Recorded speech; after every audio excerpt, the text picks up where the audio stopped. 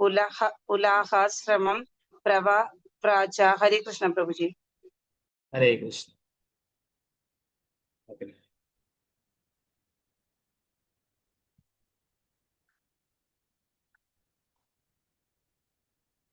तो अनुप्रभा माता जी चलिए। हरे कृष्ण। हरे कृष्ण प्रभु जी। चलिए। ओम नमो भगवते वासुदेवाय। एवं वर्षायुधसहस्रपर्यन्तावसितः कर्मनिर्वाणावसरो अतिपूज्यमानं स्वतनयेभ्यो रिक्तं पितृपैतामहं यथादायं विभज्य स्वयं सकलसम्पन्निकेतात् स्वनिकेतात् पुलहाश्रमं प्रव्राज। हरे कृष्ण प्रभु जी। हरे कृष्ण। निर्मला माता जी चलिए। हरे कृष्ण। हरे कृष्ण प्रभु जी। हरे कृष्ण। ओम नमो भगवते वासुदेवाय। एवं वर्षायुधसहस्रपर्यन्तावसित कर्मनिर्वाणावसरो अधिभुज्यमानं स्वतनयेभ्यो रिक्तं पितृपैतामहं यदादायं विभज्य स्वयं सकलसम्पन्निकेतात् स्वनिकेतात् पुलहाश्रमं प्रव्राज। हरे कृष्ण प्रभु जी।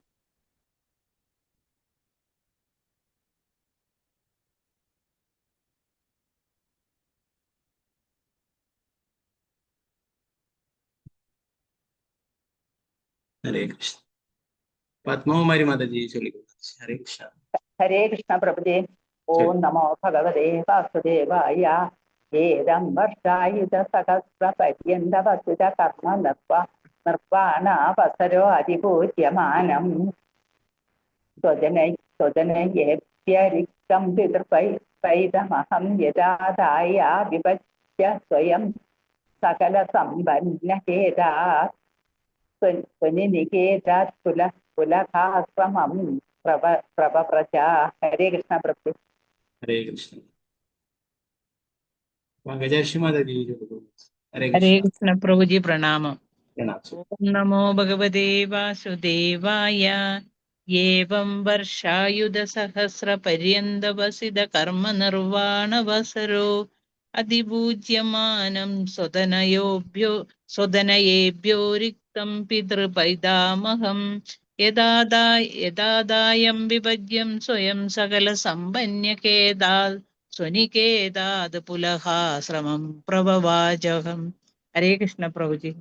हरे कृष्ण। रामेंद्र प्रभु। हरे कृष्ण। हरे कृष्ण प्रभु जी। ओम नमो भगवते वासुदेवाय। एवं वर्षायुधसहस्रपर्यन्तावसित कर्मनिर्वाणावसरो पूज्यमानं स्वतनयेभ्यो रिक्तं पितृपैतामहं यदादायं विभज्य स्वयं सकलसम्पन्निकेतात् स्वनिकेतात् पुलहाश्रमं प्रव्राज। हरे कृष्ण प्रभु जी। हरे कृष्ण। वत्सला जी माता जी चलिए। हरे कृष्ण प्रभु जी। हरे कृष्ण। ओम नमो भगवते वासुदेवाय। एवं वर्षायुधसहस्रपर्यन्तावसित कर्मनिर्वाणावसरो अधिपूज्यमानं स्वतनयेभ्यो रिक्तं पितृपैतामहं यथादायं विभज्यां स्वयं सकलसम्पन्निकेतात् स्वनिकेतात् पुलहाश्रमं प्रव्राज। हरे कृष्ण प्रभु जी। हरे कृष्ण। वत्सला माता जी चलिए। हरे कृष्ण। हरे कृष्णा प्रभु जी। ओम नमो भगवते वासुदेवाय। हरे परस्य मनु प्रभु जी। हरे कृष्णा। परस्य मनु। अयो नारायण।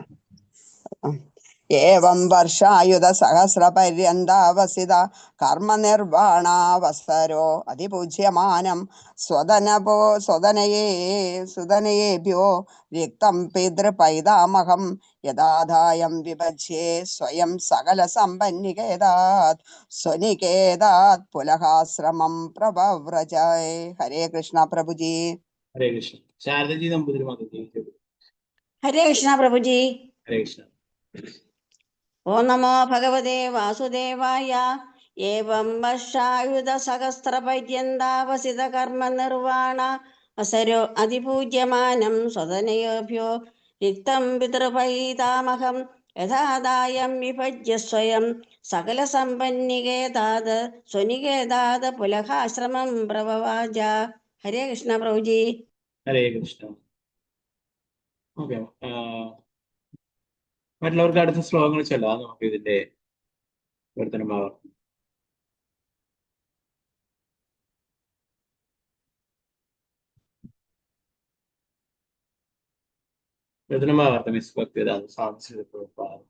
ഭരതമഹാരാജാവിന്റെ ഭൗതിക ഐശ്വര്യങ്ങളുടെ ആസ്വാദന കാലം 10,000 സംവത്സരങ്ങളുടെ 1000 മടങ്ങെന്ന് വിധി ഉറപ്പിച്ചിരുന്നു.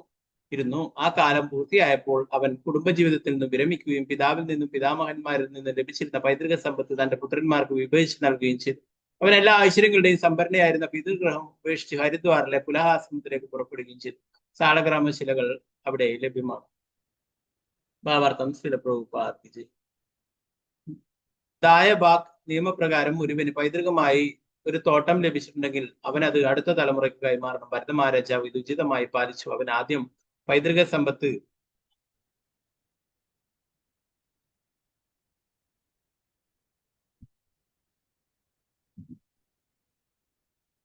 സമ്പത്തുകൾ 10,000 വർഷത്തിന്റെ 1000 മടങ്ങ് കാലം ആസ്വദിച്ചു. ജീവിതത്തിൽ നിന്ന് വിരമിക്കേണ്ട സമയമായപ്പോൾ സമ്പത്തുകൾ പുത്രന്മാർക്ക് വിഭജിച്ചു നൽകിയ ശേഷം പുലഹാശ്രമത്തിലേക്ക് പോയി.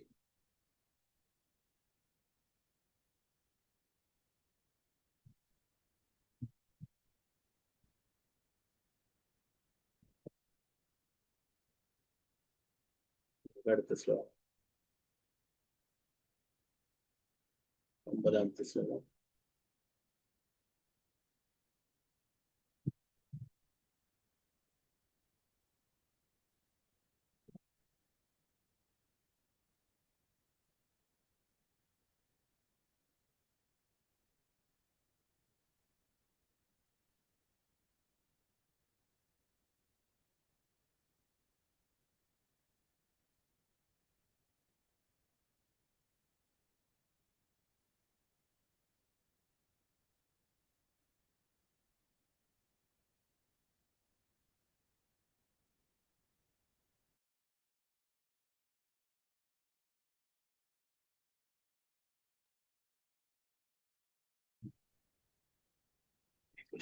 ഓം നമോ ഭഗവതേ വാസുദേവായ.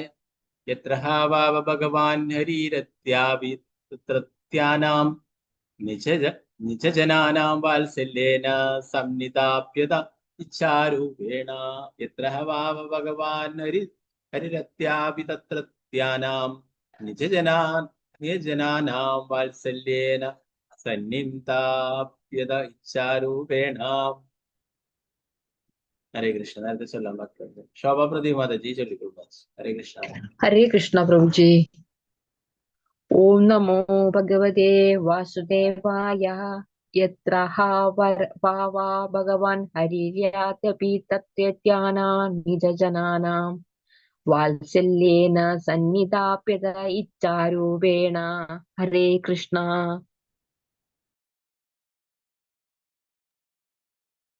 ഹരേ കൃഷ്ണ.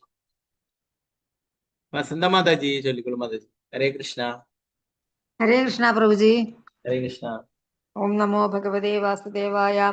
യത്ര വാവ ഭഗവാൻ ഹരിരദ്യാപി തത്രത്യാനാം നിജജനാനാം വാത്സല്യേന സംനിധാപ്യത ഇച്ഛാരൂപേണ. ഹരേ കൃഷ്ണ പ്രഭുജി. ഹരേ കൃഷ്ണ. ഉഷാ മാതാജി ചൊല്ലിക്കൊള്ളു. ഹരേ കൃഷ്ണ പ്രഭുജി. ഹരേ കൃഷ്ണ. ഓം നമോ ഭഗവതേ വാസുദേവായ. യത്ര വാവ ഭഗവാൻ ഹരിരത്യാപി തത്രത്യാനാം നിജജനാനാം വാത്സല്യേന സംനിധാപ്യത ഇച്ഛാരൂപേണ. ഹരേ കൃഷ്ണ പ്രഭുജി. ഹരേ കൃഷ്ണ. ഹരേ കൃഷ്ണ. രമണി മാതാജി ചൊല്ലിക്കൊള്ളു. ഹരേ കൃഷ്ണ. ഹരേ കൃഷ്ണ. ഹരേ കൃഷ്ണ പ്രഭുജി. ചൊല്ലിക്കൊള്ളു.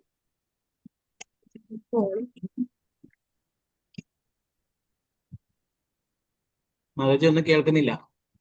ഹരേ കൃഷ്ണ. ഇപ്പൊ കേൾക്കാമോ? ആ. ഓം നമോ ഭഗവതേ വാസുദേവായ. യത്ര വാവ ഭഗവാൻ ഹരിദദ്യാപി തത്രത്യാനാം നിജജനാനാം വാത്സല്യേന സംനിധാപ്യത ഇച്ഛാരൂപേണ. ഹരേ കൃഷ്ണ. ഹരേ കൃഷ്ണ.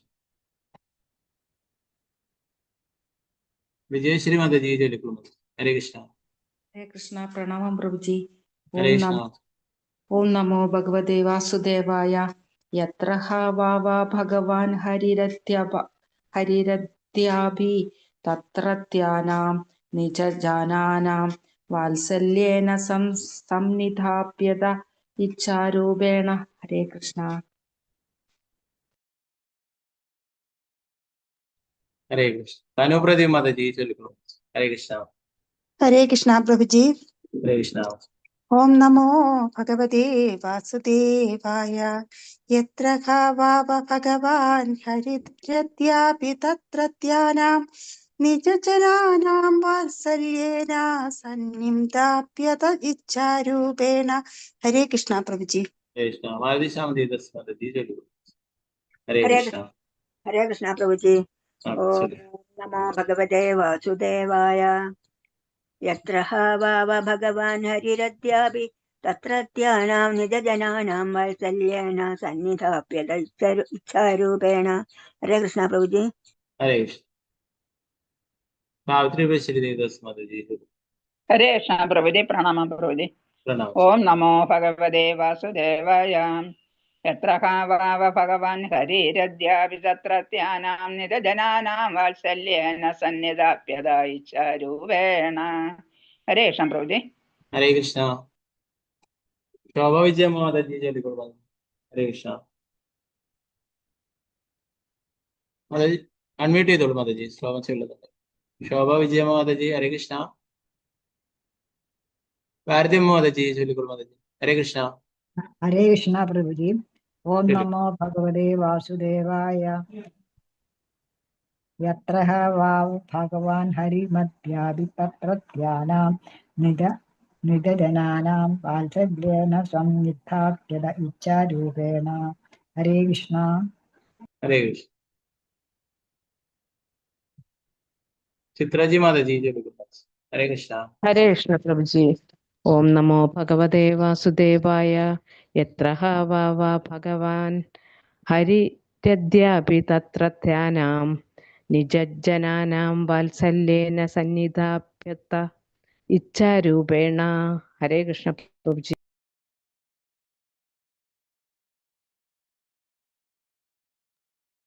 ഹരേ കൃഷ്ണ. ഗീതാസി മാതാജി ചൊല്ലിക്കോളൂ. ഹരേ കൃഷ്ണ. ഹരേ കൃഷ്ണ പ്രഭുജി. ഹരേ കൃഷ്ണ. ഓം നമോ ഭഗവതേ വാസുദേവായ. യത്ര വാവ ഭഗവാൻ ഹരിരദ്യാപി തത്രത്യാനാം നിജജനാനാം വാത്സല്യേന സന്നിധാപ്യത ഇച്ഛാരൂപേണ. ഹരേ കൃഷ്ണ പ്രഭുജി.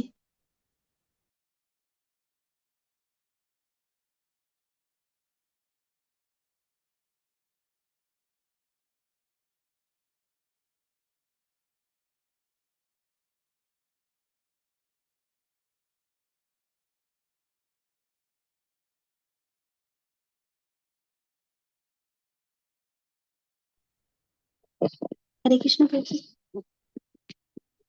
ഹരേ ഹരേ കൃഷ്ണ. കൃഷ്ണ. ചൊല്ലു. ഓം നമോ ഭഗവതേ വാസുദേവായ.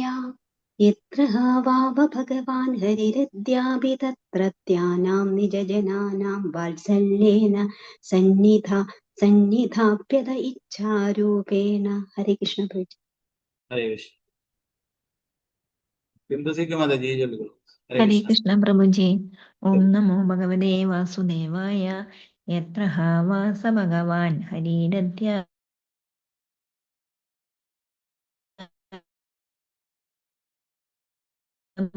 തത്രത്യാസാനി ജനാനാം സന്നിധാപ്യ ഇച്ഛാരൂപേണ. ഹരേ കൃഷ്ണ പ്രഭുജി.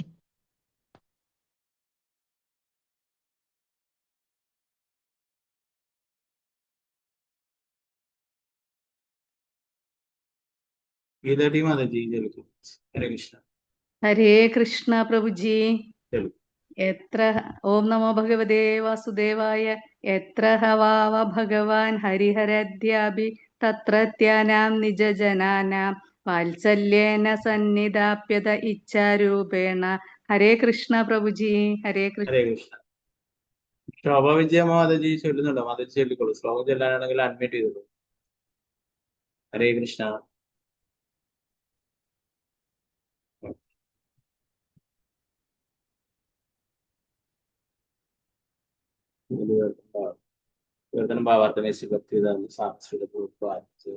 പുലഹാശ്രമത്തിൽ പരമദിവത്ത് പുരുഷനായ ഭഗവാൻ ഹരി അദ്ദേഹത്തിന്റെ ഭക്തന്മാരോടുള്ള അതീന്ദ്രിയ വാത്സല്യത്താൽ അവർക്ക് ദൃശ്യനാവുകയും അവരുടെ അഭിലാഷങ്ങൾ സഫലമാക്കുകയും ചെയ്തു.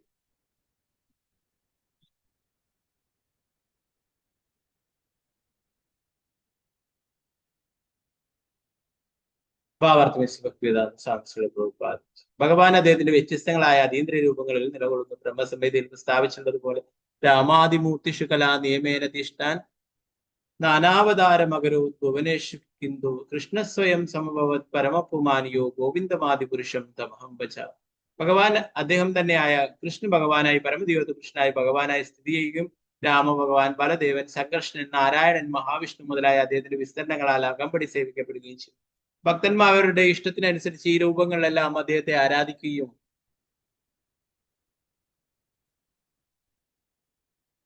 അവരോടുള്ള വാത്സല്യത്താൽ ഭഗവാൻ അവർക്ക് തന്നെ തന്നെ അർച്ചാവിഗ്രഹങ്ങളായി പ്രദർശിപ്പിക്കുകയും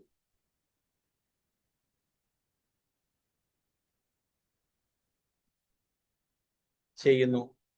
അദ്ദേഹം ചിലപ്പോൾ പരസ്പര വിനിമയത്താലോ വാത്സല്യത്താലോ ഭക്തന്റെ മുന്നിൽ സ്വയം സന്നിഹിതനാകുന്നു. ഒരു ഭക്തൻ എപ്പോഴും ഭഗവാന്റെ പ്രേമസേവനത്തിൽ സമർപ്പിതനാണ്. ഭഗവാൻ ഭക്തന്റെ ആഗ്രഹത്തിനനുസരിച്ച് അവനെ ദൃശ്യനാകുന്നു. അദ്ദേഹം രാമഭഗവാൻ, കൃഷ്ണ ഭഗവാൻ, നരസിംഹദേവൻ തുടങ്ങി വിവിധ രൂപങ്ങളിൽ സന്നിഹിതനാകും. ഭഗവാനും അദ്ദേഹത്തിന്റെ ഭക്തനും തമ്മിലുള്ള സ്നേഹത്തിന്റെ വിനിമയം ആ വിധത്തിലാണ്. പ്രഭുപാദ 10ാമത്തെ ശ്ലോകം. ഓം നമോ ഭഗവതേ വാസുദേവായ. യത്രാശ്രമപദാന്യുപയതോ നാഭി ചക്ര നദീ നാമസരിത് പ്രവരാ സർവദാ പവിത്രീകരോതി. യത്രാശ്രമപദാന്യുപയതേനാഭി ചക്ര നദീ നാമസരിത് പ്രവരാ സർവദാ പവിത്രീകരോതി. പുലഹാശ്രമത്തിലെ ഗന്ദകി നദി എല്ലാ നദികളിലും വെച്ച് ശ്രേഷ്ഠമാണ്. സാളഗ്രാം ശിലകളും സ്ഫടികക്കല്ലുകളും ആ പ്രദേശങ്ങളെ മുഴുവൻ പവിത്രീകരിക്കുന്നു. ഓരോ സ്ഫടികശിലയും മുകളിലേക്കും താഴേക്കും നാഭിയുടെ ആകൃതിയിൽ വൃത്തങ്ങൾ ദൃശ്യമാണ്.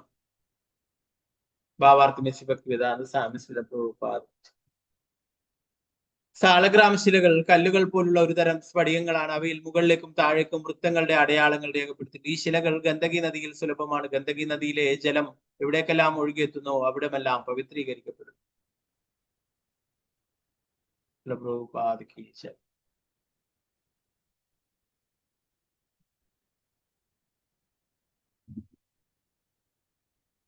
11ാമത്തെ ശ്ലോകം. ഓം നമോ ഭഗവതേ വാസുദേവായ.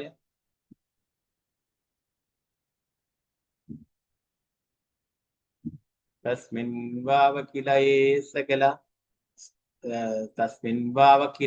സ ഏകല പുലഹാശ്രമോ പവനേ വിവിധ കുസുമ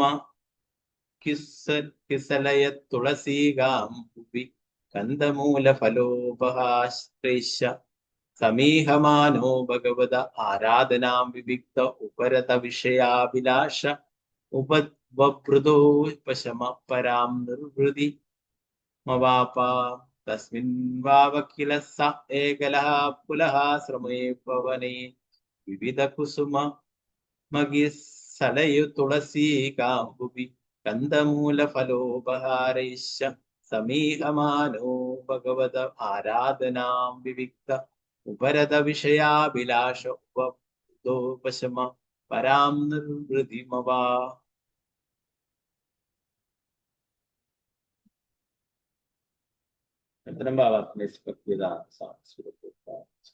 ഭരതമഹാരാജാവ്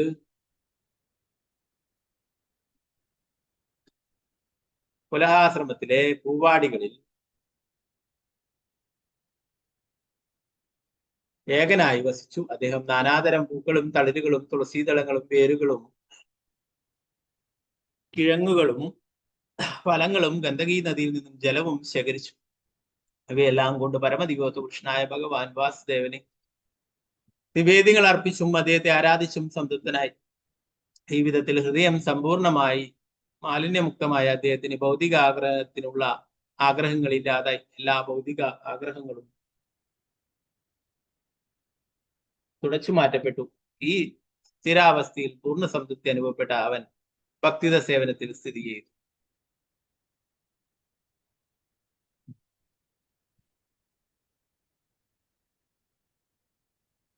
ഭാവാർത്ഥ ഭക്തിവേദാന്ത മനസ്സമാധാനത്തിന് വേണ്ടിയുള്ള അന്വേഷണത്തിനാണ് എല്ലാ മനുഷ്യരും. പക്ഷേ ഭൗതികമായ ഇന്ദ്രിയാസ്വാദനത്തിനുള്ള ആഗ്രഹങ്ങളിൽ നിന്നും പൂർണ്ണമായി മോചിതനാവുകയും ഭഗവാന്റെ ഭക്തിത സേവനത്തിൽ മുഴുകുകയും ചെയ്യുമ്പോൾ മാത്രമേ ഒരുവന് ഇത് നേടാൻ കഴിയുകയുള്ളൂ. ഭഗവത്ഗീത 9:26 പ്രസ്താവിച്ചിട്ടുള്ളത് പോലെ പത്രം പുഷ്പം ഫലം തോയം യോമേ ഭക്തിയാ പ്രയച്ഛതി.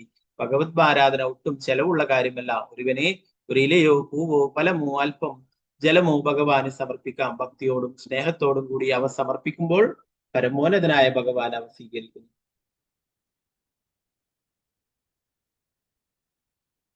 ഈ വിധത്തിൽ ഒരുവനെ ഭൗതികാഗ്രഹങ്ങളിൽ നിന്ന് മോചിതനാകാൻ കഴിയും. ഭൗതികാഗ്രഹങ്ങൾ ഉള്ളിടത്തോളം കാലം ആർക്കും സന്തോഷത്തിൽ കഴിയാനാകും. ഭഗവാന്റെ ഭക്തിത സേവനത്തിൽ മുഴുകിയാലുടൻ ഒരുവന്റെ മനസ്സ് എല്ലാ ഭൗതികേച്ഛകളിൽ നിന്നും മുക്തമായി പരിശുദ്ധമാകും. അപ്പോൾ അവൻ പൂർണ്ണ സംതൃപ്തനാകും. തവേ പുംസാം പരോ ധർമ്മ യദോ ഭക്തിരദോഷജേ ഹേതുകീയ പ്രതിഹതായ ആത്മാ സുപ്രസീദതി. വാസുദേവേ ഭഗവതി ഭക്തിയോഗ പ്രയോജിതഃ ജനയദാശു വൈരാഗ്യം ജ്ഞാനം ചായത്ത ഹേതുകം. അതീന്ദ്രിയനായ ഭഗവാന് വേണ്ടിയുള്ള ഭക്തിത സേവന പ്രാപ്തിയാണ് മനുഷ്യരാശിയുടെ പരമമായ ധർമ്മം.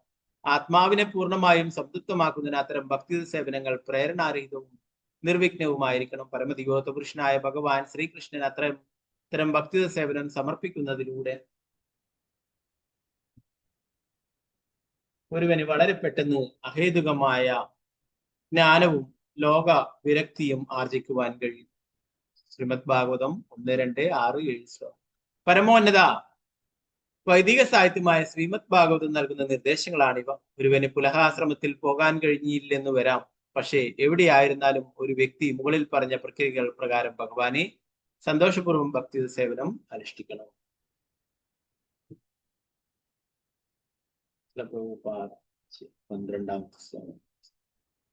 നമോ ഭഗവതേ വാസുദേവായ.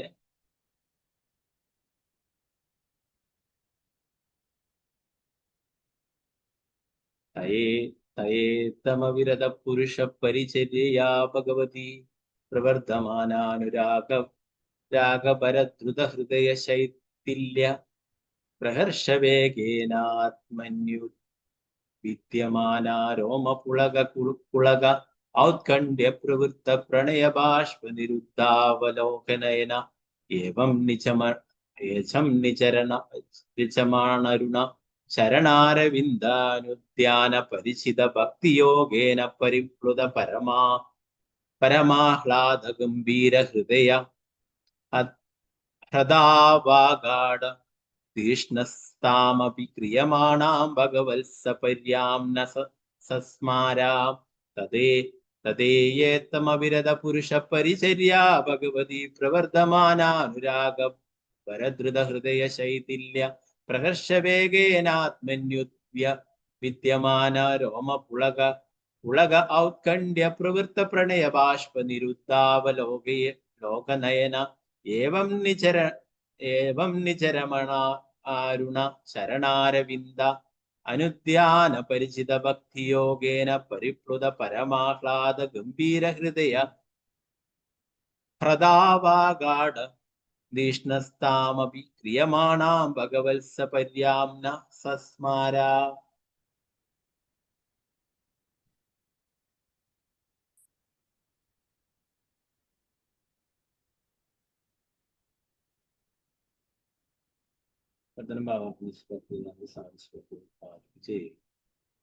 ഏറ്റവും ശ്രേഷ്ഠനായ ഭക്തൻ ഭരതമഹാരാജാവ് ഇപ്രകാരം ഭഗവാന്റെ ഭക്തി സേവനത്തിൽ നിരന്തരം വ്യാപൃതനായി. വാസുദേവനോട് കൃഷ്ണനോടുള്ള അവന്റെ ഭക്തി സ്വാഭാവികമായും അധികം വർദ്ധിക്കുകയും അവന്റെ ഹൃദയം അലിയുകയും ചെയ്തു. പരിണത ഫലമായി അദ്ദേഹത്തിന് തന്റെ ക്രമീകൃത ചുമതലകളിലുള്ള മമത ക്രമേണ നഷ്ടമായി. ഭക്തി പാരവശ്യത്താൽ രോമഹർഷത്തിലായ അദ്ദേഹത്തിൽ ഭക്തി ഉന്മാദത്തിന്റെ ശാരീരിക ലക്ഷണങ്ങളെല്ലാം പ്രകടമായി. കണ്ണുകളിൽ നിന്നും ധാരമുറിയാത്ത കണ്ണുനീർ പ്രവാഹമുണ്ടായ അദ്ദേഹത്തിന് ഒന്നും കാണാൻ കഴിയാതായി. ആ വിധത്തിൽ അദ്ദേഹം ഭഗവാന്റെ ചെന്താമര പാദങ്ങളിൽ സദാ ധ്യാനനിരതനായി. ആ സമയത്ത് ഒരു തടാകം പോലെയായ അദ്ദേഹത്തിന്റെ ഹൃദയം ഉന്മത്ത ഭക്തിയുടെ ജലത്താൽ നിറയപ്പെട്ടു. മനസ്സ് ആ തടാകത്തിൽ അമഗ്നമാകവേ അദ്ദേഹം ഭഗവാന് വേണ്ടി പതിവായി അനുഷ്ഠിക്കേണ്ട സേവനം പോലും വിസ്മരിച്ചു പോയി. ഒരുവൻ കൃഷ്ണഭക്തിയിൽ ഹർഷോന്മാദത്തിലാകുമ്പോൾ അവന്റെ ശരീരത്തിൽ അതീന്ദ്രിയ പരമാനന്ദത്തിന്റെ 8 വിധത്തിലുള്ള ലക്ഷണങ്ങൾ പ്രകടമാകും. പരമദിവ്യോത്തപുരുഷനായ ഭഗവാന്റെ പ്രേമസേവനത്തിന്റെ പരിപൂർണതയിൽ നിന്ന് ഉളവാകുന്നതാണ് ഈ ലക്ഷണങ്ങൾ. ഭരത മഹാരാജാവ് നിരന്തരം ഭക്തി സേവനത്തിൽ മുഴുകിയിരുന്നതിനാൽ അദ്ദേഹത്തിന്റെ ശരീരത്തിൽ സ്നേഹോന്മാദത്തിന്റെ എല്ലാ ലക്ഷണങ്ങളും പ്രകടമായി. 13ാമത്തെ ശ്ലോകം 2, 13, 14 ശ്ലോകങ്ങളെ എഴുതുക.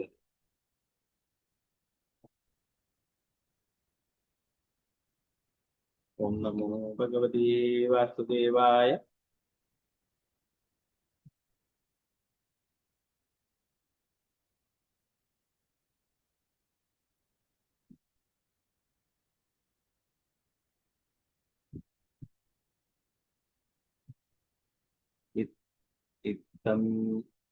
ഇത്തം ധൃത ഭഗവത വ്രത അയണേയാജിനവാസസാൻ സവനാഭിഷേകാർത്ര കവിശ കുടില ജടാ കലാപേന ച വിരോചമാനഃ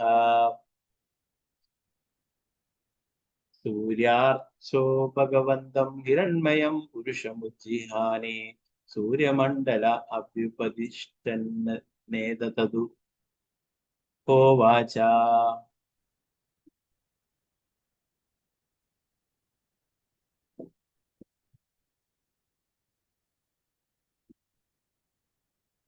ഇത്തം ധൃത ഭഗവദ്വ്രത അയണേയാചിനവാസസാനു സവനാഭിഷേകാർത്ര വിശകുടില ചടാകലാപേന ച വിരോചമാനഃ സൂര്യാർച്ച ഭഗവന്തം ഹിരണ്മയം പുരുഷമുജ്ജിഹാനേ സൂര്യമണ്ഡലേ അഭ്യുപതിഷ്ഠന്നേതതു ഹോവാച. ഭരത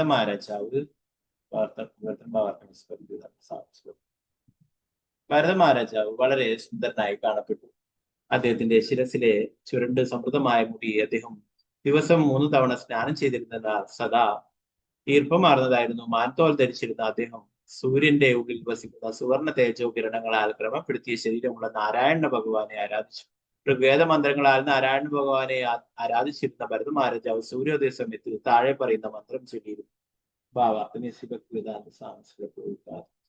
സൂര്യദേവൻ ഉൾക്കൊണ്ടിരിക്കുന്ന മൂർത്തിയായ ഹിരൺമയൻ ഭഗവാൻ നാരായണനാണ്.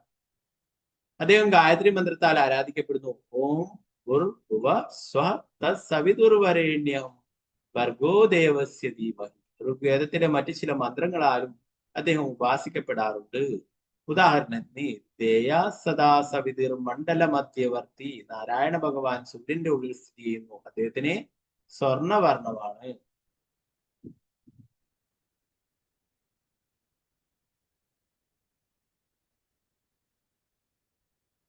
പതിനാലാമത്തെ ശ്ലോകം, അവസാനത്തെ ശ്ലോകം. ഓം നമോ ഭഗവതേ വാസുദേവായ.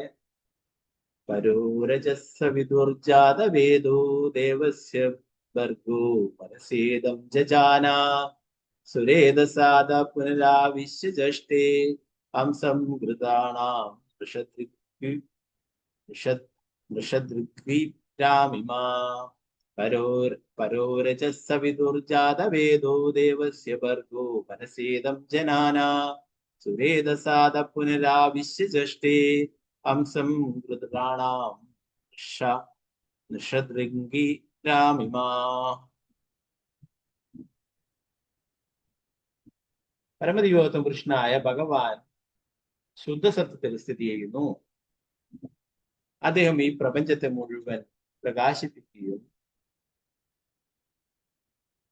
അദ്ദേഹത്തിന്റെ ഭക്തന്മാർക്ക് മേലെ എല്ലാ അനുഗ്രഹങ്ങളും ചൊരിയുകയും ചെയ്തു. ഭഗവാൻ അദ്ദേഹത്തിന്റെ സ്വന്തം ആധ്യാത്മിക ശക്തിയിൽ നിന്നും ഈ പ്രപഞ്ചത്തെ സൃഷ്ടിച്ചു. അദ്ദേഹം സ്വേച്ഛയിൽ ഈ പ്രപഞ്ചത്തിൽ പ്രവേശിക്കുകയും തന്റെ വിഭിന്ന ശക്തികളാൽ ഭൗതികാസ്വാദനം അഭിലഷിക്കുന്ന എല്ലാ ജീവസത്തകളെയും സംരക്ഷിക്കുകയും ചെയ്തു. ബുദ്ധിദായകനായ ഭഗവാന് ഞാൻ എന്റെ സാദര പ്രണാമങ്ങൾ അർപ്പിക്കട്ടെ.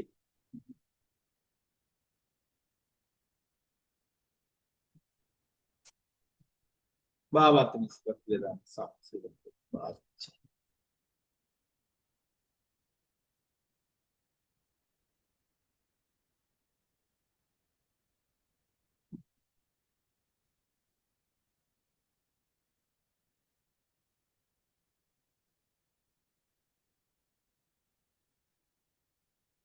പ്രപഞ്ചത്തെ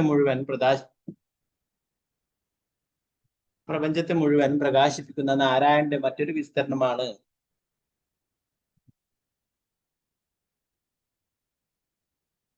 സൂര്യനിൽ ഉൾക്കൊണ്ടിരിക്കുന്ന ദേവൻ. ഭഗവാൻ പരമാത്മഭാവത്തിൽ എല്ലാ ജീവസത്തകളുടെയും ഹൃദയങ്ങളിൽ പ്രവേശിക്കുകയും അവർക്ക് ബുദ്ധി നൽകുകയും അവരുടെ ഭൗതികാഗ്രഹങ്ങൾ സഫലമാക്കുകയും ചെയ്യുന്നു. ഭഗവത്ഗീതയിലും ഇത് സ്ഥിരീകരിച്ചിട്ടുണ്ട്. സർവസ്യജാഹം ഹൃദിസന്നിവിഷ്ട, ഞാൻ എല്ലാവരുടെയും ഹൃദയത്തിൽ ഇരിക്കുന്നു. ഭഗവത്ഗീത 15. ഭഗവാൻ പരമാത്മാവായി എല്ലാ ജീവസത്തകളുടെയും ഹൃദയങ്ങളിൽ പ്രവേശിക്കുന്നു. ബ്രഹ്മസംഹിതയിൽ 5:35 പറഞ്ഞിട്ടുള്ളതുപോലെ അണ്ടാന്തരസ്തു പരമാണു ജയാന്തരസ്തം. അദ്ദേഹം ഈ പ്രപഞ്ചത്തിൽ എന്ന പോലെ പരമാണുവിലും പ്രവേശിക്കുന്നു. സൂര്യനിൽ ഉൾക്കൊണ്ടിരിക്കുന്ന ദേവനെ ആരാധിക്കുന്ന ഋഗ്വേദ മന്ത്രം ഇതാണ്: ദേയസദാ സവിതിർ മണ്ഡല മധ്യവർത്തി നാരായണ സരസിജാസന സന്നിവിഷ്ട. നാരായണൻ സൂര്യന്റെ ഉള്ളിൽ അദ്ദേഹത്തിന്റെ താമരമലരിന്മേലിരിക്കുന്നു. ഈ മന്ത്രം ചൊല്ലുന്ന ഓരോ ജീവസത്തെയും സൂര്യൻ ഉദിക്കുന്നത് പോലെ നാരായണനിൽ ശരണം നേടും. ആധുനിക ശാസ്ത്രജ്ഞരുടെ സിദ്ധാന്തങ്ങൾ പ്രകാരം ഭൗതിക ലോകം സൂര്യന്റെ തേജസ്സിൽ സ്ഥിതി കൊള്ളുന്നു. സൂര്യൻ പ്രകാശിക്കുന്നത് മൂലം ഗ്രഹങ്ങൾ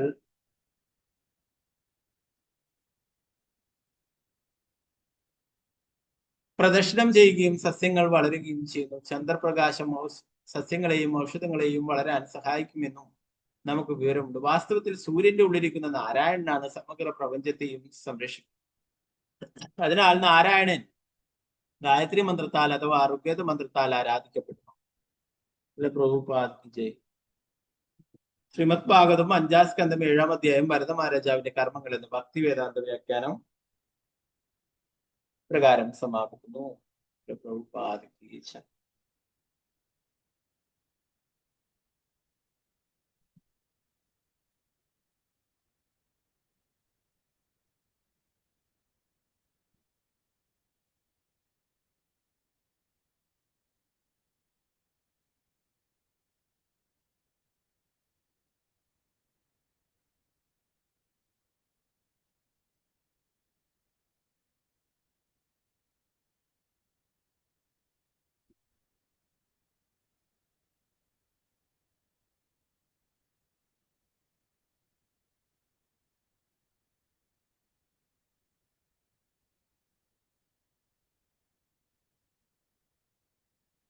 നാരായണ നമസ്കൃത്യ നരം ചൈവ നരോത്തമം ദേവീം സരസ്വതിം വ്യാസം തതോ ജയമുദ്രേ നഷ്ടപ്രായേഷു പുത്രേഷു നിത്യം ഭാഗവത സേവയാ ഭഗവതി ഉത്തമ ശ്ലോകേ ഭക്തിർഭവതി നൈഷ്ഠികീ മുഖം കരോതി വാചാലം പങ്കും ലംഘയതേ ഗിരി യത്കൃപാതമഹം വന്ദേ ശ്രീഗുരു ദീനദാരിണം പരമാനന്ദമാധവം ശ്രീ ചൈതന്യേശ്വരം നമോ വിഷ്ണുപാദായ കൃഷ്ണപൃഷ്ഠായ ഭൂതലേ ശ്രീമതേ ഭക്തിവേദാന്ത സ്വാമിനി നാമേ നമസ്തേ സരസ്വതേ ദേവി ഗൗരവാണി പ്രചാരിണി നിർവിശേഷ ശൂന്യവാദി പാശ്ചാത്യ ദേശധാരി ജയ ശ്രീകൃഷ്ണ ചൈതന്യ പ്രഭു നിത്യാനന്ദ ശ്രീ അദ്വൈത ഗദാധര ശ്രീവാസാദി ഗൗരഭക്തവൃന്ദ. ഹരേ കൃഷ്ണ കൃഷ്ണ കൃഷ്ണ ഹരേ ഹരേ, ഹരേ രാമ രാമ രാമ ഹരേ ഹരേ. ഗുരുവേ ഗൗരചന്ദ്രായ രാധികായ തദാരേ കൃഷ്ണായ കൃഷ്ണായ പ്രഭുപാദ ഹരേ കൃഷ്ണ. നമ്മൾ ഇന്നലെ കഴിഞ്ഞ ക്ലാസ്സിൽ പറഞ്ഞു ധാരാളം യജ്ഞങ്ങളൊക്കെ അനുഷ്ഠിച്ചിരുന്നു. പ്രഭുപാദർ പറയുന്ന കലികത്തിലെ സങ്കീർത്തന യജ്ഞം അനുഷ്ഠിക്കുവാനായിട്ട് പറയുന്നു.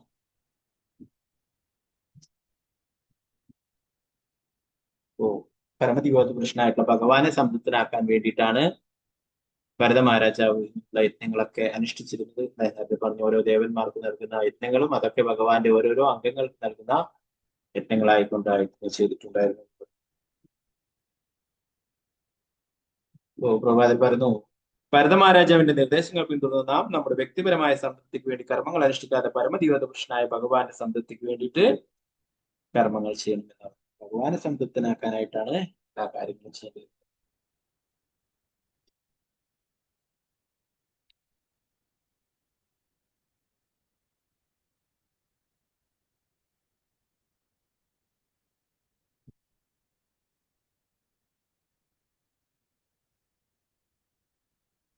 ഏഴാമത്തെ ശ്ലോകം പറയുന്നത്, ഈ രീതിയിലുള്ള യജ്ഞാചരണങ്ങളാൽ ഭരത മഹാരാജാവിന്റെ ഹൃദയം സമ്പൂർണ്ണമായി മാലിന്യമുക്തമായി വാസുദേവന് ശ്രീകൃഷ്ണ ഭഗവാൻ വീട്ടിൽ അദ്ദേഹത്തിന്റെ ഭക്തി സേവനം നാൾക്കുനാൾ വർദ്ധിച്ചു. കൃഷ്ണൻ വസുദേവന്റെ പുത്രൻ പരമാത്മാവായും അവ്യക്തിഗത ബ്രഹ്മമായും പ്രകടമാകുന്ന യഥാർത്ഥ പരമദിവദൂഷനായ ഭഗവാനാണ്. യോഗികൾ അവരുടെ സ്ഥിതി ചെയ്യുന്ന പ്രാന്തീയ പരമാത്മാവിനെ, ജ്ഞാനികൾ അവ്യക്തിഗത ബ്രഹ്മത്തെയും പരമോന്നതവും ആത്യന്തികവുമായ സത്യം എന്ന നിലയിൽ ആരാധിക്കും. ഭക്തന്മാരാകട്ടെ വാസുദേവന് പരമദിവദൂഷനായ ഭഗവാനെ ശാസ്ത്രങ്ങൾ വിവരിച്ചിട്ട് അദ്ദേഹത്തിന്റെ അതീന്ദ്രിയ രൂപത്തിൽ ഉപാസിക്കും. ശ്രീവത്സം, കൗസ്തുഭരത്നം, പുഷ്പഹാരം എന്നിവകളാൽ ശരീരം അലങ്കരിക്കപ്പെട്ട അദ്ദേഹത്തിന്റെ കരങ്ങളിൽ ശംഖചക്ര ഗതാപത്മം കൊണ്ട് നാരദമുനിയെ പോലുള്ള ഭക്തന്മാർ അദ്ദേഹത്തെ എപ്പോഴും ഉയർത്തി. അപ്പോൾ ചിലരൊക്കെ ബ്രഹ്മത്തെ ആരാധിക്കുന്നു അല്ലെ, പിന്നെ മറ്റുള്ളവരെ പരമാത്മാവിനെ ആരാധിക്കുന്നു. എന്നാൽ ഭക്തന്മാരെന്താണ്? ഭഗവാന്റെ മനോഹരമായിട്ടുള്ള രൂപത്തെ അല്ലെ ആരാധിക്കുകയും ചെയ്യുന്നു. നാരദമുനിയെ പോലുള്ള ശുദ്ധ ഭക്തന്മാർക്ക് അവരുടെ ഹൃദയത്തിലെ എപ്പോഴും ഭഗവാനുണ്ട്.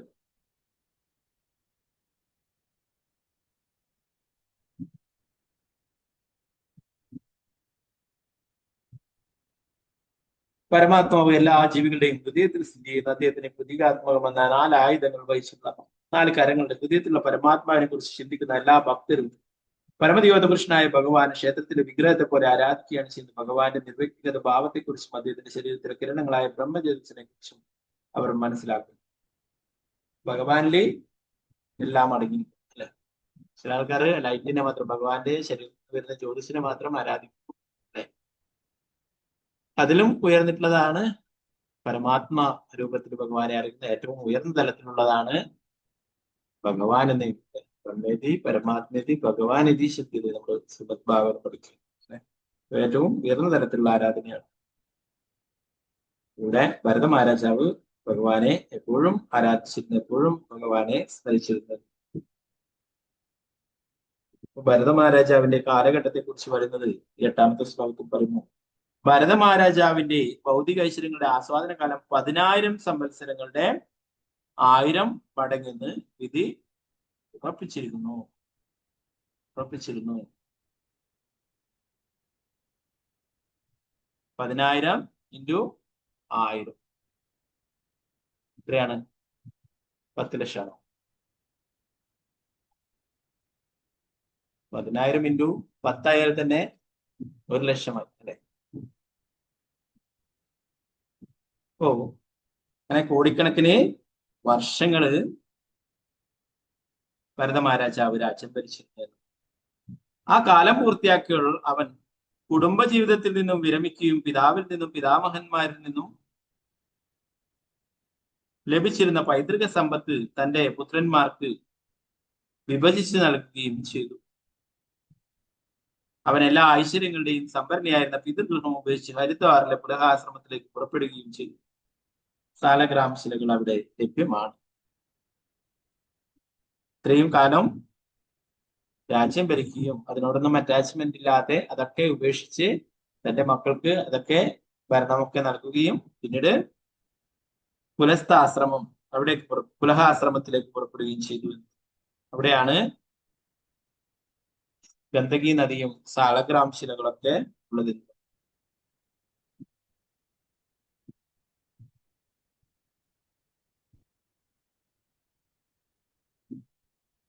പുലഹാശ്രമത്തിൽ പരമദിവദപുരുഷനായ ഭഗവാൻ ഹരി അദ്ദേഹത്തിന്റെ ഭക്തന്മാരോടുള്ള അതീന്ദ്രിയ വാത്സല്യത്താൽ അവർക്ക് ദൃശ്യനാവുകയും അവരുടെ അഭിലാഷങ്ങൾ സഫലമാക്കുകയും ചെയ്തു.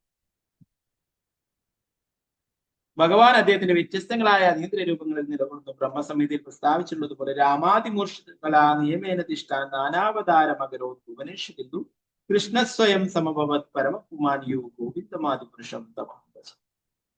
ശ്രീകൃഷ്ണ ഭഗവാൻ പല അവതാരങ്ങളും എടുത്തു അല്ലെ. പ്രവാചകൻ പറയുന്നു പരമദിവോത്ത പുരുഷനായിട്ടുള്ള ഭഗവാൻ ശ്രീകൃഷ്ണ ഭഗവാനായി സ്ഥിതിയും രാമൻ, ബലദേവൻ, സകൃഷ്ണൻ, നാരായണൻ, മഹാവിഷ്ണു മുതലായ അദ്ദേഹത്തിന്റെ വിസ്തരണങ്ങളാൽ അകമ്പടി സേവിക്കുകയും ചെയ്തു. ഭക്തന്മാരുടെ ഇവരുടെ ഇഷ്ടത്തിനനുസരിച്ച് ഈ രൂപങ്ങളെല്ലാം അദ്ദേഹത്തെ ആരാധിക്കുകയും അവരോടുള്ള വാത്സല്യത്താൽ ഭഗവാൻ അവർക്ക് തന്നെ അർച്ചാവിഗ്രഹങ്ങളായി പ്രദർശിപ്പിക്കുകയും ചെയ്തു. ഇപ്പൊ ഓരോരാളും ഓരോ ഭഗവാന്റെ ഓരോ ഭാവത്തിലുള്ള രൂപത്തിലാണ് ആരാധിക്കുന്നത്. നേരത്തെ നമ്മൾ ഭീഷ്മ പിതാമഹൻ എന്ന് പറഞ്ഞു, പാർത്ഥസാരഥി രൂപത്തിൽ ശിവൻ, മഹാദേവൻ, സംകർഷണ ഭഗവാനെയാണ് ആരാധിക്കുന്നത്.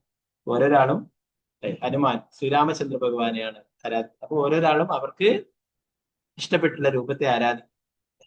എന്നാൽ ഇതിന്റെയൊക്കെ ഉത്ഭവം, ഉറവിടം എന്ന് പറയുന്നത് ശ്രീകൃഷ്ണ ഭഗവാൻ.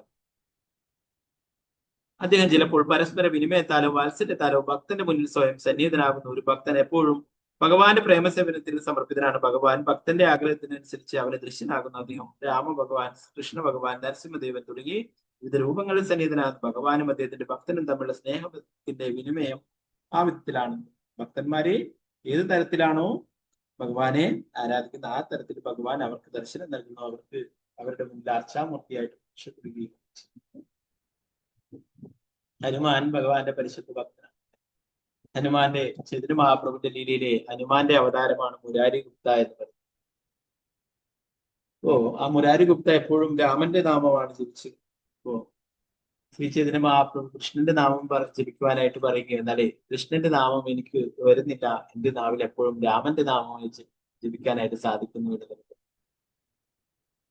എന്നാൽ അത് തുടർന്നുള്ളൂ എന്ന് ചൈതന്യ മഹാപ്രഭു പറയുകയുണ്ടായി. ചൈതന്യ മഹാപ്രഭു ആ മുരാരി ഗുപ്തക്ക് ശ്രീരാമചന്ദ്ര ഭഗവാന്റെ രൂപത്തിലുള്ള ദർശനം നൽകുകയുണ്ടായി. അങ്ങനെ പല രൂപത്തിലും ശ്രീ ചൈതന്യ മഹാപ്രഭു ധാരാളം രൂപങ്ങൾ എടുത്തിട്ടുണ്ട്. ഒരിക്കലേ വരാഹ അവതാരത്തെക്കുറിച്ചും വരാഹമൂർത്തിയെ ഒക്കെയുള്ള ലീലകൾ കേട്ടുകൊണ്ടേയിരിക്കും ശ്രീ ചൈതന്യ മഹാപ്രഭു വരാഹമൂർത്തിയായിട്ട് ലീലകൾ ചെയ്യും. പിന്നീട് ഒരു അവസരത്തിൽ നരസിംഹ ഭഗവാന്റെ ലീലകളെ കുറിച്ച് കേട്ടപ്പോഴേ നരസിംഹ ഭഗവാനായിട്ട് അലറിക്കൊണ്ട് പോവുകയുണ്ടായി. അങ്ങനെ ധാരാളം ലീലകൾ ശ്രീ ചൈതന്യ മഹാപ്രഭു സാക്ഷാൽ ശ്രീകൃഷ്ണ ഭഗവാൻ തന്നെയാണ് സ്വയം ശ്രീ ചൈതന്യ മഹാപ്രഭുവായിട്ട് വന്നത് അല്ലെ. ആ ശ്രീ ചൈതന്യ മഹാപ്രഭു ധാരാളം ലീലകൾ ഇങ്ങനെ കാണിച്ചു കൊടുക്കുകയുണ്ടായിരുന്നു. അതുപോലെ അദ്വൈതാചാര്യർക്ക് വിശ്വരൂപം കാണിച്ചു കൊടുക്കും. ഇപ്പൊ ഭഗവാൻ ഓരോ ഭക്തന്മാർക്കും അവരുടെ ആഗ്രഹങ്ങൾക്ക് അനുസരിച്ചിട്ട് അവർക്ക് ദർശനം നൽകുകയും അവരെ അനുഗ്രഹിക്കുകയും ചെയ്യും. ഇവിടെ എത്തിച്ചേർന്നിട്ടുള്ളത് ഭഗവാൻ സാലഗ്രാം ശിലയുടെ രൂപത്തില് ധാരാളമായിട്ടുള്ള പുലഹ ആശ്രമത്തിലേക്കാണ് പോയിട്ടുള്ളത്. അവിടെ ഗന്ദകി നദിയിലാണ് സാലഗ്രാം ശിലകള് ധാരാളമായിട്ട് കാണുന്നത്. പുലഹാശ്രമത്തിലെ ഗന്ദകി നദി എല്ലാ നദികളിലും വെച്ച് ശ്രേഷ്ഠമാണ്. സാലഗ്രാം ശിലകളും സ്ഫടികക്കല്ലുകളും ആ പ്രദേശങ്ങളെ മുഴുവൻ പവിത്രീകരിക്കുന്നു. ഓരോ സ്ഫടികശിലയും മുകളിലേക്കും താഴേക്കും നാവിയുടെ ആകൃതിയിൽ വൃത്തങ്ങൾ ദൃശ്യമാണ്. ഇപ്പോഴേ ഇത് സ്ഥലം എന്ന് പറയുന്നത് ഇപ്പോഴേ നേപ്പാളിലാണ് അല്ലെ. നേപ്പാളിലെ ഗന്ദകി. അപ്പൊ അത് ഒഴുകുന്ന എല്ലാ സ്ഥലങ്ങളിലും അത് ശുദ്ധീകരിക്കുന്നു എന്ന് പറയും. ഇതാണ് അതിലെ സാലഗ്രാം ശിലകൾ. സാലഗ്രാം ശിലകൾ എന്ന് പറയുന്നത് സ്വയം ഭഗവാനാണ് അല്ലെ. നമ്മൾ നേരത്തെയുള്ള തുളസി മഹാറാണിയുമായിട്ടുള്ള ലീലയിൽ നമ്മൾ നേരത്തെ പറയുന്നുണ്ടായി അല്ലെ.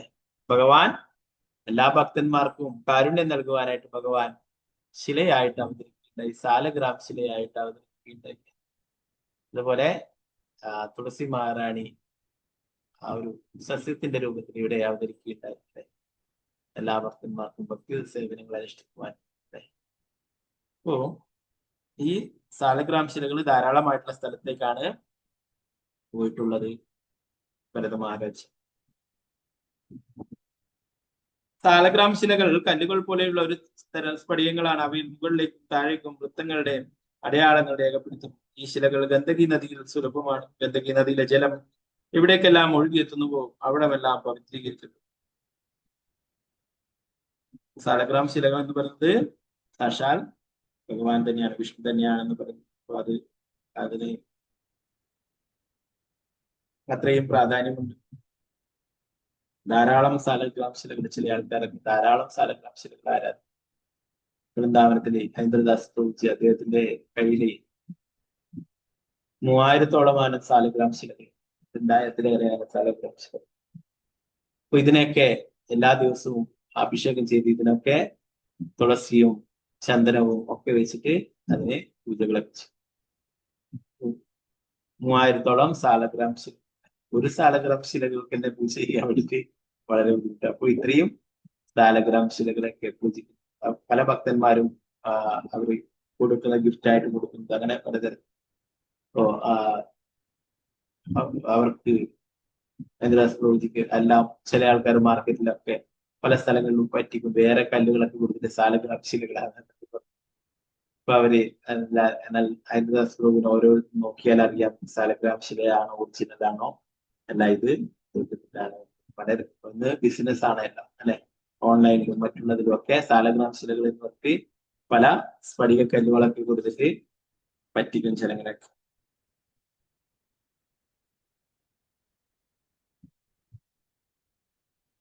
ഗണ്ഡകി നദിയിലെ ജലം എവിടേക്കെല്ലാം ഒഴുകിയെത്തുന്നുവോ അവിടെമെല്ലാം പവിത്രീകരിക്കപ്പെടുന്നു. ഇവിടെയൊക്കെ എത്തുന്നുണ്ടോ അവിടെ ഒക്കെ പവിത്രീകരിക്കും. അപ്പൊ അവിടെ പുലഹാശ്രമത്തിൽ വെച്ചിട്ട് പൂക്കളും മറ്റുള്ള കിഴങ്ങുകളും ഫലങ്ങളും തുളസിയും ഗണ്ഡകി നദിയിലെ ജലവും ഒക്കെ ശേഖരിച്ചിട്ട് ഭഗവാനെ നിവേദ്യങ്ങൾ ഉണ്ടാക്കുകയും ഭഗവാനെ ആരാധന നടത്തുകയും പൂജകൾ ചെയ്യുകയൊക്കെ ഉണ്ടായിരുന്നു. ഇങ്ങനെ അദ്ദേഹത്തിന്റെ എല്ലാ ഭൗതികാഗ്രഹങ്ങളും ഇല്ലാതാവുകയുണ്ടായി. പൂർണ്ണമായും ഭക്തി സേവനത്തിൽ ഏർപ്പെട്ടു. പ്രഭാതിയുടെ ഭാവർ പറഞ്ഞു, മനസമാധാനത്തിന് വേണ്ടിയുള്ള അന്വേഷണത്തിലാണ് എല്ലാ മനുഷ്യനും. പക്ഷെ ഭൗതികമായ ഇന്ദ്രിയാസ്വാദനത്തിനുള്ള ആഗ്രഹങ്ങളിൽ പൂർണ്ണമായും മോചിതനാവുകയും ഭഗവാന്റെ ഭക്തി സേവനത്തിൽ മുഴുകുകയും ചെയ്യുമ്പോൾ മാത്രമേ ഒരുവനെ ഇത് നേടാൻ കഴിയുകയുള്ളൂ. പറയുന്നത് ലോകത്തിലെ എല്ലാവരും എങ്ങനെ മനസമാധാനം ഉണ്ടാകും അല്ലെ, അതിനു വേണ്ടിയിട്ടാണ് പരക്കം പായുന്നത്. അപ്പൊ പലർക്കും പല പ്രശ്നങ്ങളുണ്ട് അല്ലെ. എല്ലാവർക്കും ഈ ലോകത്തിൽ എല്ലാവർക്കും പ്രശ്നം. ഒരു സീനിയർ വൈഷ്ണവന്റെ ക്ലാസ് കേൾപ്പിക്കുന്നത് അതിൽ പറയുന്നു, ഇവിടെ ഇന്ത്യയിലെ ഏറ്റവും വലിയ കോടീശ്വരനായിട്ടുള്ള അംബാനി അദ്ദേഹത്തിന്റെ പിതാവും വലിയ കോടീശ്വരനായിരുന്നു അല്ലെ. അദ്ദേഹത്തിന് പോലും പ്രശ്നങ്ങൾ ഉണ്ടായിരുന്നു. അദ്ദേഹം പറയും അദ്ദേഹത്തിന്റെ ആശ്രമത്തിൽ വന്നിട്ട് പറയുകയുണ്ടായിരുന്നു, എനിക്കും പ്രശ്നങ്ങളുണ്ട്. എന്റെ മകൻ വിവാഹം കഴിക്കാൻ പോകുന്നു, യാതൊരു കഴിവുമില്ലാത്ത ഒരുവളെയാണ് കല്യാണം കഴിക്കാനായിട്ട് വിവാഹം കഴിക്കാനായിട്ട് കുറച്ച് പ്രശ്നങ്ങൾ പറയുന്നുണ്ടായിരുന്നു. അപ്പൊ അദ്ദേഹം കോടീശ്വരനാണ്, ധീരുഭായ് അംബാനി.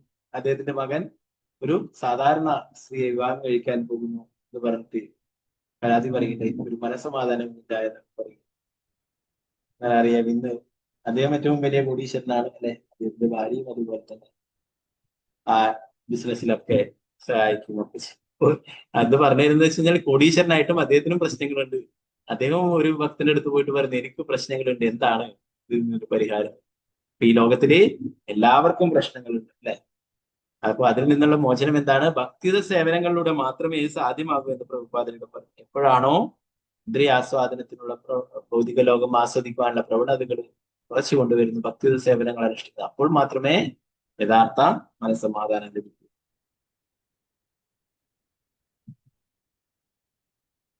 ഭഗവത്ഗീതയിൽ പ്രസ്താവിച്ചിട്ടുള്ളതുപോലെ പത്രം പുഷ്പം ഫലം തോയം യോമേ ഭക്തിയാ പ്രയച്ചതി അല്ലെ. ഭഗവത് ആരാധന ഒട്ടും ചെലവുള്ള കാര്യമല്ല.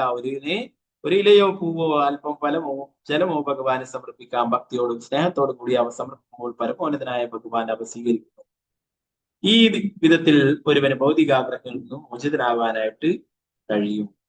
ഭൗതികാഗ്രഹങ്ങൾ ഉള്ളിടത്തോളം കാലം ആർക്കും സന്തോഷത്തിൽ കഴിയാനാവില്ല. ഭഗവാന്റെ ഭക്തി സേവനത്തിൽ മുങ്ങിയാലുടൻ ഒരുവന്റെ മനസ്സെല്ലാ ഭൗതിക ഇച്ഛകളിൽ നിന്നും മുക്തമായി പരിശുദ്ധമാകും.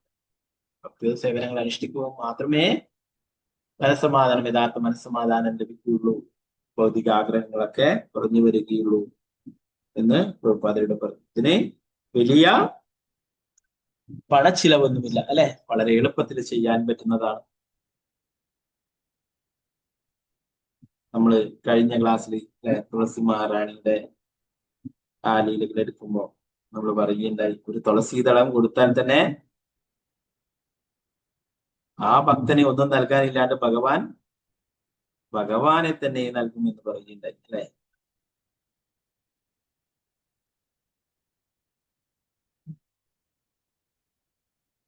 അല്ലെ, എല്ലാവരും മറന്നുപോയോ? തുളസീതള മാത്രേണ ജലസ്യ ചുലുകേന ച വിക്രീണിതേ സമാത്മാനം ഭക്തേഭ്യോ ഭക്തവത്സല. ഭഗവാനെ ഒരു കൈക്കുമ്പിൾ ജലവും തുളസീതളവും നൽകിയാല് ഭഗവാൻ ആ ഭക്തന് തന്നെ ഭഗവാൻ നൽകുമെന്ന് പറയും അല്ലെ. ഭഗവാൻ വിചാരിക്കുന്നു എനിക്ക് ഇവൻ നൽകിയിട്ടുള്ളതിന് തുല്യമായിട്ട് നൽകാൻ എന്റെ കയ്യിൽ ധനമില്ല, അതുകൊണ്ട് ഞാൻ എന്നെ തന്നെ അവന് നൽകുന്നു. പ്രഭുപാദർ അതുകൊണ്ട് പറയുന്നു, ആർക്കും ബുദ്ധിമുട്ടുള്ള കാര്യമല്ല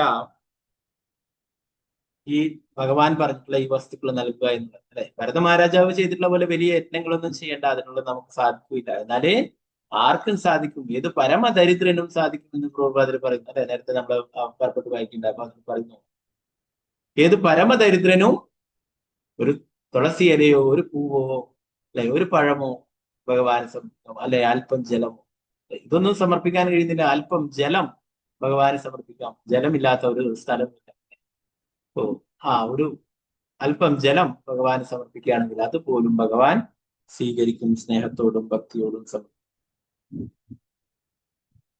പ്രഭുപാദർ പറയുന്നു, സവേ പുംസാം പരോധർമ്മ യഥോ ഭക്തിരദോഷജി അഹേതുകിയ പ്രതിഹതായ ആത്മാസുപ്രസിദ്ധി വാസുദേവേ ഭഗവതി ഭക്തി യോഗ പ്രയോജിത ജനേദാശ്വൈരാഗ്യം ജ്ഞാനം അഹേതു. അതീന്ദ്രിയനായ ഭഗവാന് വേണ്ടിയുള്ള ഭക്തിയുത സേവന പ്രാപ്തിയാണ് മനുഷ്യരാശിയുടെ പരമമായിട്ടുള്ള ധർമ്മം. യഥാർത്ഥ ധർമ്മം എന്ന് പറയുന്നത് ഭഗവാന് വേണ്ടിയിട്ടുള്ള ഭക്തിയുത സേവനം. ആത്മാവിനെ പൂർണ്ണമായും സംതൃപ്തമാക്കുന്നതിന് അത്തരം ഭക്തിയുത സേവനങ്ങൾ പ്രേരണാരഹിതവും നിർവിഘ്നവുമായിരിക്കണം. എന്താണ്? സ്വയം അല്ലെ ആസ്വദിച്ചുകൊണ്ട് ചെയ്യേണ്ടതാണ് ഭക്തിയുത സേവനം. മറ്റുള്ള ഒരാളുടെ പ്രേരണ കൊണ്ടല്ല, മറ്റുള്ള ഒരാളുടെ നിർബന്ധം കൊണ്ടല്ല, നമ്മള് സ്വന്തം ഇഷ്ടത്തിന് സന്തോഷപ്രകാരം ചെയ്യേണ്ടതാണ് ഭക്തിയുത സേവനം. അത് എപ്പോഴും തുടർന്നു കൊണ്ടേയിരിക്കുകയും വേണം അല്ലെ. നിർവിഘ്നമായിരിക്കണം, യാതൊരു തടസ്സങ്ങളുമില്ല. പരമദിയോധപുരുഷനായ ഭഗവാൻ ശ്രീകൃഷ്ണൻ അത്തരം ഭക്തിയുത സേവനം സമർപ്പിക്കുന്നതിലൂടെ ഒരുവന് വളരെ പെട്ടെന്ന് അഹേതുകമായ ജ്ഞാനവും ലോകവിരക്തിയും ആർജിക്കുവാൻ കഴിയും. അടുത്ത ശ്ലോകത്തിൽ എന്താ പറയുന്നത്? ഇങ്ങനെയുള്ള ഭക്തിയുത സേവനങ്ങൾ അനുഷ്ഠിക്കുന്നതിലൂടെ ഒരാൾക്ക് വളരെ പെട്ടെന്ന് തന്നെ അതീന്ദ്രിയമായിട്ടുള്ള ജ്ഞാനം ലഭിക്കുകയും ഈ ഭൗതിക ലോകത്തിനോട് വിരക്തി ആർജിക്കുവാനും കഴിയും. പരമോന്നത വൈദിക സാഹിത്യമായ ശ്രീമദ് ഭാഗവതം നൽകുന്ന നിർദ്ദേശങ്ങൾ ഇവയാണ്. ഒരുവന് പുലഹാശ്രമത്തിൽ പോകാൻ കഴിഞ്ഞില്ല എന്ന് വരാം, പക്ഷേ എവിടെയായിരുന്നാലും ഒരു വ്യക്തി മുകളിൽ പറഞ്ഞ പ്രക്രിയകൾ പ്രകാരം ഭഗവാനെ സന്തോഷപൂർവ്വം ഭക്തിയുത സേവനം അനുഷ്ഠിക്കും. പ്രഭുപാദർ പറയുന്നത്, നമുക്ക് എല്ലാവർക്കും പുലഹാശ്രമത്തിൽ പോകാൻ കഴിഞ്ഞില്ല എന്ന് വിചാരിച്ചിട്ട് നമ്മൾ വിഷമിക്കേണ്ട. എന്താ വേണ്ടത്? എവിടെയാണോ ഉള്ളത് അവിടെ ഭക്തിയുത സേവനങ്ങളെ അനുഷ്ഠിക്കും അല്ലെ. പ്രഭുപാദർ അതാണ് പറഞ്ഞത്. എവിടെയാണോ ഭഗവാനുള്ളത് അവിടെ വൃന്ദാവനമാണ്. അത് നമ്മുടെ കോൺഷ്യസ്നെസ് ആണ് വൃന്ദാവനം. എപ്പോഴും ഭഗവാനെ ആരാധിച്ച് ഭക്തിയുത സേവനങ്ങൾ അനുഷ്ഠിക്കുന്നത്. എല്ലാ ലോകത്തിലുള്ള എല്ലാ ഭക്തന്മാരും വൃന്ദാവനത്തിൽ വന്നു കഴിഞ്ഞാല് അവിടെ കാലുകുത്താൻ പോലും സ്ഥലം ഉണ്ടാവില്ല അല്ലെ. എവിടെയാണോ ഭഗവാനുള്ളത് അവിടെ നമ്മള് ഭക്തിയുത സേവനങ്ങൾ അനുഷ്ഠിക്കും. അവിടെ വൃന്ദാവനം തന്നെയാണ്. ഭഗവാൻ എവിടെയുണ്ടോ അവിടം വൃന്ദാവനം. അദ്വൈതാചാര്യർ പറഞ്ഞു അല്ലെ, അങ്ങ് എവിടെയുണ്ടോ അവിടെ വൃന്ദാവനമാണ് അല്ലെ. ചൈതന്യ മഹാപ്രഭുവിനെ വഴി തെറ്റിച്ച് അല്ലെ, നിത്യാനന്ദ പ്രഭുവും കൂട്ടരും ഒക്കെ വഴി തെറ്റിച്ചിട്ട് ശാന്തിപുര അല്ലെ അദ്വൈതാചാര്യന്റെ ആശ്രമത്തിലെത്തിക്കുകയും അല്ലെ ആപ്രവിച്ചു അല്ലെ. അദ്വൈതാചാര്യൻ നീയും വൃന്ദാവനത്തിലെത്തിയോ? എന്താ പറഞ്ഞത്? അങ്ങ് എവിടെയാണോ അവിടെ വൃന്ദാവനമായി. ഇവിടെ പ്രഭുപാദർ പറയുന്നത്, നമ്മൾ എവിടെയായാലും ശ്രീമദ് ഭാഗവത നിർദ്ദേശപ്രകാരം നമ്മൾ ഭഗവാന്റെ ഭക്തിയുത സേവനങ്ങൾ അനുഷ്ഠിക്കുക. ഒരു ഗുരുവിന്റെ നിർദ്ദേശപ്രകാരം ഭക്തിയുത സേവനങ്ങൾ അനുഷ്ഠിക്കുക. തീർച്ചയായിട്ടും ഭഗവാന്റെ കാരണം ലഭിക്കും.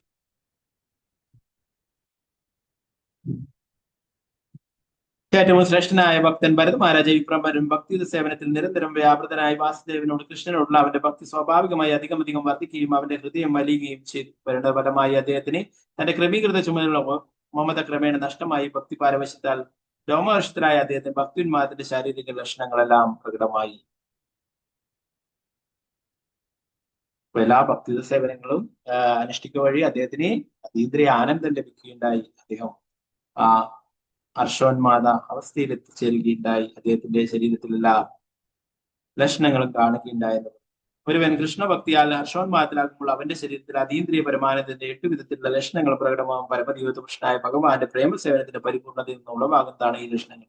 ഭരത മഹാരാജാവ് നിരന്തരം ഭക്തി സേവനത്തിൽ മുഴുകിയിരുന്നതിനാൽ അദ്ദേഹത്തിന്റെ ശരീരത്തിൽ സ്നേഹോന്മാദത്തിന്റെ എല്ലാ ലക്ഷണങ്ങളും പ്രകടമാണ്.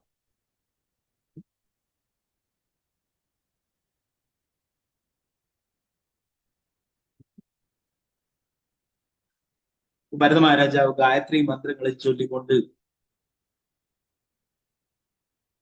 അവിടെ കഴിയുകയുണ്ടായെന്ന് പറഞ്ഞു. ഭരത മഹാരാജാവ് വളരെ സുന്ദരനായി കാണപ്പെട്ടു. അദ്ദേഹത്തിന്റെ ശിരസിലെ ചുരുണ്ട് സമൃദ്ധമായ മുടി അദ്ദേഹം 3 ദിവസവും 3 തവണ സ്നാനം ചെയ്തതിനാൽ സദാ ഈർപ്പമർത്തായിരുന്നു. മാൻതോൽ ധരിച്ചിരുന്ന അദ്ദേഹം സൂര്യന്റെ ഉള്ളിൽ വസിക്കുന്ന സുവർണ തേജോകിരണങ്ങളാൽ ക്രമീയപ്പെടുത്തിയ ശരീരമുള്ള നാരായണ ഭഗവാനെ ആരാധിച്ചു. ദുർഗേത മന്ത്രങ്ങളാൽ നാരായണ ഭഗവാനെ ആരാധിച്ചിരുന്ന ഭരത മഹാരാജാവ് സൂര്യോദയ സമയത്ത് താഴെ പറയുന്ന മന്ത്രം ചൊല്ലിയിരുന്നു. രാവിലെ സൂര്യോദയ സമയത്ത് ഗായത്രി മന്ത്രം ചൊല്ലു അല്ലെ. ബ്രാഹ്മണിക്ക് ദീക്ഷയൊക്കെ എടുക്കുമ്പോൾ നമുക്ക് ഗായത്രി മന്ത്രങ്ങൾ തരുന്നു. അതില് ഒന്ന് സൂര്യദേവനെ അല്ലെ സ്തുതിച്ചുകൊണ്ടുള്ള ഗായത്രി, അങ്ങനെയുള്ള വേറെയും ധാരാളം ഗായത്രികൾ, ഗുരുവിന്റെ ഗായത്രി, മഹാപ്രഭുവിന്റെ ഗായത്രി, കൃഷ്ണന്റെ ഗായത്രി അല്ലെ, അങ്ങനെ ഒരു ഗായത്രി. അപ്പൊ അത് എന്താണ് സൂര്യോദയത്തിനും അല്ലെ ചൊല്ലാനായിട്ട് പറഞ്ഞു. അപ്പൊ ഇവിടെ ദിവസത്തിൽ 3 നേരം അത് ചൊല്ലാനായിട്ട്. അപ്പൊ ഇവിടെ ഗായത്രി മന്ത്രം എപ്പോഴും രാവിലെ തന്നെ സൂര്യോദയ സമയത്ത് ചൊല്ലിയിരുന്നു എന്ന് പറഞ്ഞു. ആ മന്ത്രവും ഇവിടെ രൂപാതിൽ കൊടുത്തിരിക്കുന്നു. ഓം ഭൂർഭുവസ്വവിതുർവരേണ്യം ഭർഗോ ദേവസ്യ ധീമഹി. ഋഗ്വേദത്തിലെ മറ്റു ചില മന്ത്രങ്ങളും അദ്ദേഹം ഉപാസിക്കപ്പെടാറുണ്ട്. ഉദാഹരണത്തിന് ദേയസ് സദാ സവിതുർ മണ്ഡല മധ്യവർത്തി. നാരായണ ഭഗവാൻ സൂര്യന്റെ ഉള്ളിൽ സ്ഥിതി ചെയ്യുന്നു. അദ്ദേഹത്തിന് സ്വർണവർണ്ണമാണ്. ഭഗവാനെ സൂര്യനാരായണൻ. പരമദൈവത്വ പുരുഷനായ ഭഗവാന്റെ ശുദ്ധത്തിൽ സ്ഥിതി ചെയ്യുന്നു. അദ്ദേഹം ഈ പ്രപഞ്ചത്തെ മുഴുവൻ പ്രകാശിക്കുകയും അദ്ദേഹത്തിന്റെ ഭക്തന്മാരുടെ മേലെല്ലാ അനുഗ്രഹങ്ങളും ചെയ്യുകയും ചെയ്യുന്നു. ഭഗവാൻ അദ്ദേഹത്തിന്റെ സ്വന്തം ആധ്യാത്മിക ശക്തിയിൽ നിന്നും ഈ പ്രപഞ്ചത്തെ സൃഷ്ടി അദ്ദേഹം സ്വച്ഛയാൽ ഈ പ്രപഞ്ചത്തിൽ പ്രവേശിക്കും. തന്റെ വിഭിന്ന ശക്തികളാൽ ഭൗതിക ആസ്വാദനം അഭിലഷിക്കുന്ന എല്ലാ ജീവസത്തകളെയും സംരക്ഷിക്കുകയും ചെയ്യും. ബുദ്ധിദായകനായ ഭഗവാനെ ഞാൻ എന്റെ സാദര പ്രണാമങ്ങൾ അർപ്പിക്കട്ടെ.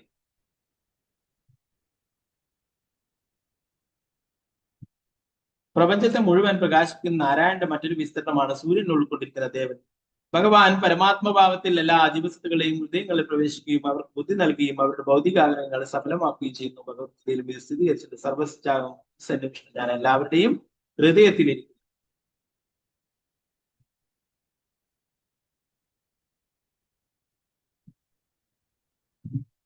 അപ്പൊ സൂര്യനിലും ഭഗവാനെ കാണുകയും അല്ലെ സൂര്യനാരായണനെ ആരാധിക്കുകയും ആ മന്ത്രം ചൊല്ലുകയും ചെയ്യുന്നു. സൂര്യനിൽ ഉൾക്കൊണ്ടിരിക്കുന്ന ദേവനെ ആരാധിക്കുന്ന ഉദ്വേദ മന്ത്രം ഇതാണ്. ധ്യായ സദാ സവിതുർ മണ്ഡല മധ്യവർത്തിനി നാരായണ സരസീജാസന സന്നിവിഷ്ട. നാരായണൻ സൂര്യന്റെ ഉള്ളിൽ അദ്ദേഹത്തിന്റെ താമരമലരിന്മേൽ ഇരിക്കുന്നു. ഈ മന്ത്രം ചൊല്ലുന്ന ഓരോ ജീവസത്തെയും സൂര്യനിൽ ഉദിക്കുന്നത് പോലെ നാരായണനിൽ ശരണം നേടും. ആധുനിക ശാസ്ത്രന്മാരുടെ സിദ്ധാന്തങ്ങൾ പ്രകാരം ഭൗതിക ലോകം സൂര്യൻ സ്ഥിതികളും സൂര്യൻ പ്രകാശിക്കുന്ന മൂലം ഗ്രഹങ്ങൾ പ്രദക്ഷിണം ചെയ്യുകയും സസ്യങ്ങൾ വളരുകയും ചെയ്യുന്നു. ചന്ദ്രപ്രകാശം സസ്യങ്ങളെയും ഔഷധങ്ങളെയും വളരാൻ സഹായിക്കുമെന്ന് നമുക്ക് വരുമ്പോൾ വാസ്തവത്തിൽ സൂര്യന്റെ ഉള്ളിലിരിക്കുന്ന നാരായണനാണ് സമഗ്ര പ്രപഞ്ചത്തെയും സംരക്ഷിക്കുന്നത്. അതിനാൽ നാരായണൻ ഗായത്രി മന്ത്രത്താൽ അഥവാ ഋഗ്വേദ മന്ത്രത്താൽ ആരാധിക്കും. സമസ്ത ജീവജാലങ്ങൾക്കും വളരാനുള്ള ആ ശക്തിയും എല്ലാം നൽകുന്നത് എന്താണ്? സൂര്യചന്ദ്രന്മാരുടെ പ്രകാശമാണ്. സൂര്യന്റെ കിരണങ്ങൾ, അതുപോലെ തന്നെ ചന്ദ്രന്റെ പ്രകാശം, ഇതൊക്കെയാണ് ഔഷധങ്ങളും മറ്റുള്ള സസ്യങ്ങളൊക്കെ വളരാൻ സഹായിക്കും. ഇതൊക്കെ എന്താണ്? ഇതെല്ലാം നിർവഹിക്കുന്നത് ഭഗവാൻ തന്നെയാണ്. ഗായത്രി മന്ത്രത്താല് മറ്റുള്ള ഋഗ്വേദ മന്ത്രത്താലൊക്കെ ഇവിടെ ഭരത മഹാരാജാവ് ഭഗവാനെ ആരാധിക്കുകയുണ്ടായിരുന്നു. അടുത്ത അധ്യായം ഭരത മഹാരാജാവിന്റെ സ്വഭാവ വർണ്ണനയെ കുറിച്ചിട്ടാണ്. അപ്പൊ ഇത് വളരെ പ്രധാനപ്പെട്ട കാര്യമാണ് അല്ലെ. ഇത്രയും ഭക്തിയുത സേവനങ്ങളൊക്കെ ചെയ്തു അല്ലെ. ഭഗവാനെ ദർശിക്കുകയുണ്ടായി, ഭഗവാന്റെ ദർശനം ലഭിക്കുകയുണ്ടായി. ഇതൊക്കെ ചെയ്തിട്ടും ഭരത മഹാരാജാവിനെ എല്ലാം രാജ്യം അല്ലെ ഇത്രയും വലിയ രാജ്യം ഇതൊക്കെ ഉപേക്ഷിച്ചു. എന്നാൽ അവസാനം ഒരു മാനിനോട് അറ്റാച്ച്മെന്റ് ഉണ്ടാവുകയും അല്ലെ, പിന്നീട് ആ മാനിനെ കുറിച്ച് ചിന്തിക്കുകയും അല്ലെ, അവസാന നിമിഷം പോലും മാനിനെ കുറിച്ച് ഓർക്കുകയും അടുത്ത ജന്മം മാനായി തീരുകയൊക്കെ ചെയ്യും. അപ്പോ മായ എപ്പോൾ വേണമെങ്കിലും നമ്മളെ പിടിക്കും അല്ലെ. നമ്മളെപ്പോഴും ഭഗവാനെ മറക്കുന്നോ അപ്പോൾ മായ നമ്മളെ പിടിക്കുകയും ചെയ്യും അല്ലെ. എന്നാൽ ഇത് ഇവരൊക്കെ മഹാത്മാക്കളാണ്. നമുക്ക് ഓരോ പാഠങ്ങൾ നൽകാനായിട്ടാണ് ഇങ്ങനെ ഓരോ ലീലകൾ ചെയ്യുന്നത്. നമുക്ക് ഓരോ സന്ദേശങ്ങൾ നൽകാനായിട്ടാണ് ഇങ്ങനത്തുള്ള ലീലകൾ ചെയ്തത്. പിന്നീട് അടുത്ത ജന്മം മാനായിട്ട് തീരുകയും മാന്റെ ജന്മത്തിലും ഒറ്റപ്പെട്ട് ജീവിക്കുകയും പിന്നീട് ജഡഭരതനാവുകയും ആ ജഡഭരതന്റെ ജീവിതത്തിലും പൂർണ്ണ വൈരാഗ്യമായിട്ട് ജീവിക്കുകയൊക്കെ ചെയ്യും. അവസാനം ഭഗവാനത്തേക്ക് തിരിച്ചു പോകും. ഒക്കെ ബാക്കി ഭാഗങ്ങൾ നമുക്ക് 8ാമത്തെ അധ്യായം നാളെ തുടങ്ങാം. ചെറിയ ചെറിയ അധ്യായങ്ങളാണ് 8ാമത്തതും. ചെറിയ അധ്യായമാണ്.